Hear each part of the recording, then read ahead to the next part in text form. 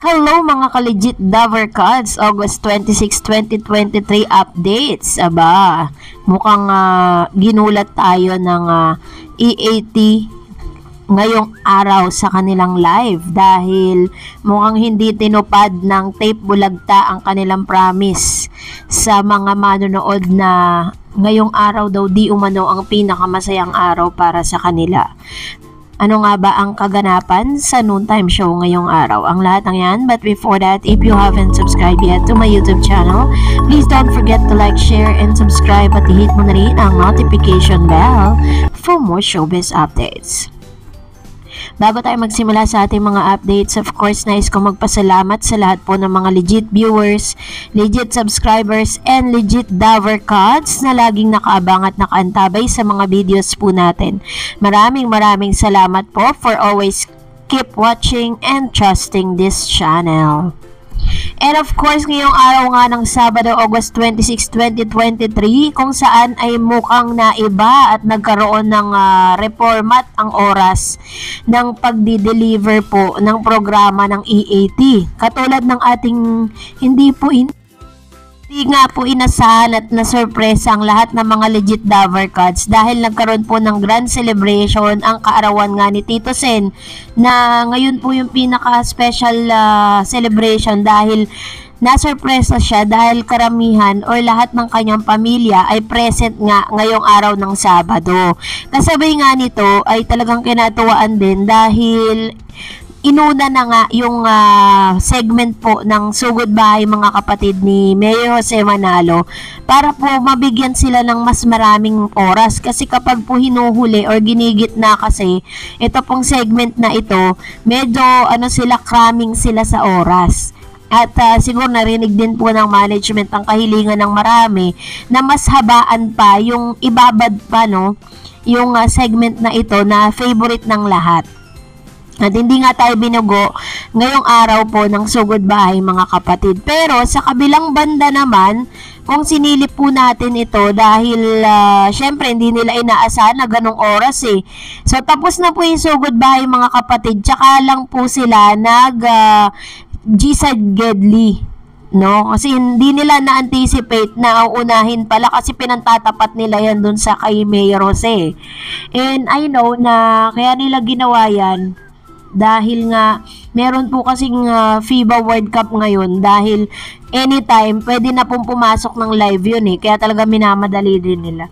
So ngayong araw nga syempre sa Gedli netong si Mayor ni Yorme Isko Moreno. Ano pa ba inaasahan natin, 'di ba? So, ganoon na naman po yung viewers. Medyo madami naman ngayon, 711 ang kanilang live concurrent viewers. Pagpasok pa lang po ng EAT live ngayong araw, meron na po silang 7,000 viewers. While ito pong tape bulagta habang sila po ay nagla-live, pumasok sila na ang kanila pong live concurrent viewers is nasa 50 to 60, tas umabot ng 100 sa opening. Marahil dahil yun po ay mga empleyado nilang nanonood mga oras na yun. Tapos nung tumagal, nung kalahati na nasa 400 hanggang sa nag-700 sila sa Gedli ngayon.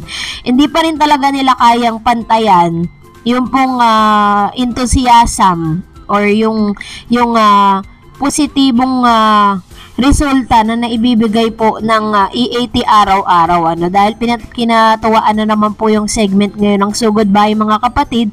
Unang-una dahil nga unang-una ngayong araw nga ay inuna na po na pasayahin ng lahat ng mga ito pong kasi ito yung portion na hindi pwedeng putulin. Kumbaga part talaga to ng programa na maputol man yung iba katulad na nangyari kahapon.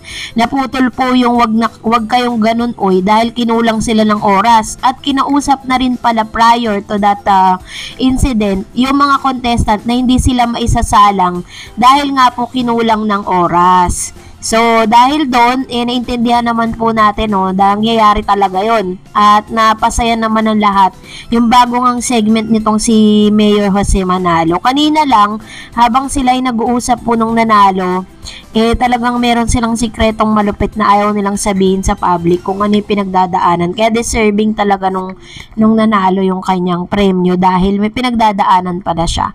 At syempre ngayong araw ay pag po pinanood nyo po yung tape Bulagta, ang promise nila sa tao na today, Saturday, is very special para sa kanila dahil nga daw ito rin pinakamasayang araw kung saan meron pa silang teaser. May video clip pa sila na parang nagpe-prepare sila for the party. Pero parang kasinungalingan po yung nangyari, kabaligtaran sa mga nakita natin ngayon dahil talagang wala hindi talaga sila umubra doon po sa pinapakita ng E80 Live, no? So, kaya naman hindi natin maiwasan na maikumpara. Pero ngayong araw din, maging ang It's Showtime nga kapag tinapat nyo nga po o tinatapat ang It's Showtime dito po sa tape Bulagta, wala pa rin talaga. Hindi pa rin talaga sila nakakaalagwa. Talagang pumapangalawa lang palagi ang It's Showtime. Pangatlo po yung noon time na yung tape Bulagta na yan. Kaya naman, congratulations again, Legit Daver Cards, because you made it again. At ngayon, mag-react tayo sa ilan sa mga komento ninyo patungkol sa update natin kahapon, August 25, 2023. Unahin natin ang komento mula kay Mr. Eddie Bucayo. Sabi niya, sana gawing 3 oras na gawin ang TV5 sa E80 kasi mataas rating niya. Becca naman MVP.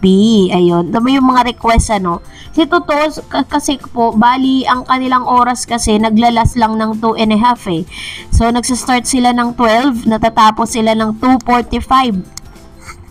Syempre, 'di ba? Dahil po sa haba ng mga commercials, parang konti na lang 'yung napapanood dahil sa ikli ng oras.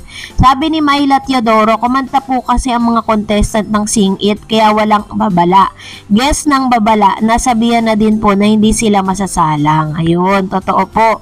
So, 'yun po 'yung isa sa mga nangyari po diyan dahil talagang yun nga po yung nangyari dahil kinulang po sila ng oras. Ayun. So, salamat po, Miss Myla Teodoro sa inyo pong komento at reaction. Sabi ni Nathan Wayne De Vera, kulang na po ang 2:30 airtime ng E80.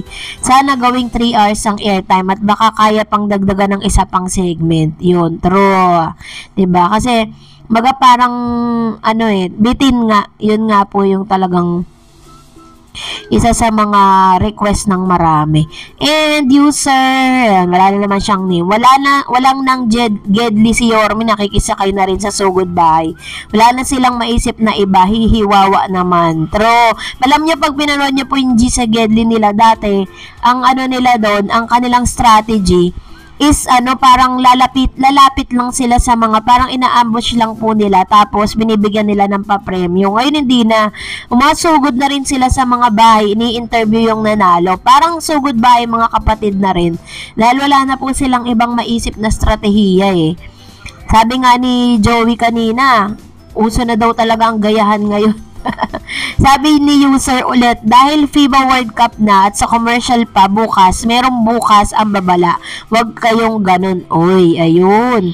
So, ito naman po ang komento niya. At naniniwala tayo na nakaka-apekto rin talaga yung FIBA World Cup na yan Pero yun nga, nagpaubaya naman ng E80 para dyan. Dahil isa yan sa mga kinikater ng TV5. Naiintindihan natin sila dyan. Sabi ni Helen Manaloto, isa lang segment ng studio dapat, meron sila hanggang 3. Baka magsawa ang mga tao sa Sugod Bahay haba ng oras. May katwiran din si Ma'am si Helen, Taba rin yung sinasabi ni Legit Daver Cards Helen Manaloto. Baka mamaya naman pag sobrang haba na nga naman, parang mananawa ka na, 'di ba? Hindi mo na siya aabangan bukas. So, but anyway, salamat po sa inyong mga komento. Please mag-comment lang kayo sa comment section natin. At kung hindi ka pa nakasubscribe sa channel na ito, huwag mong kalimutan mag-like, mag-share at mag-subscribe. At see you again on my next vlog. God bless everyone.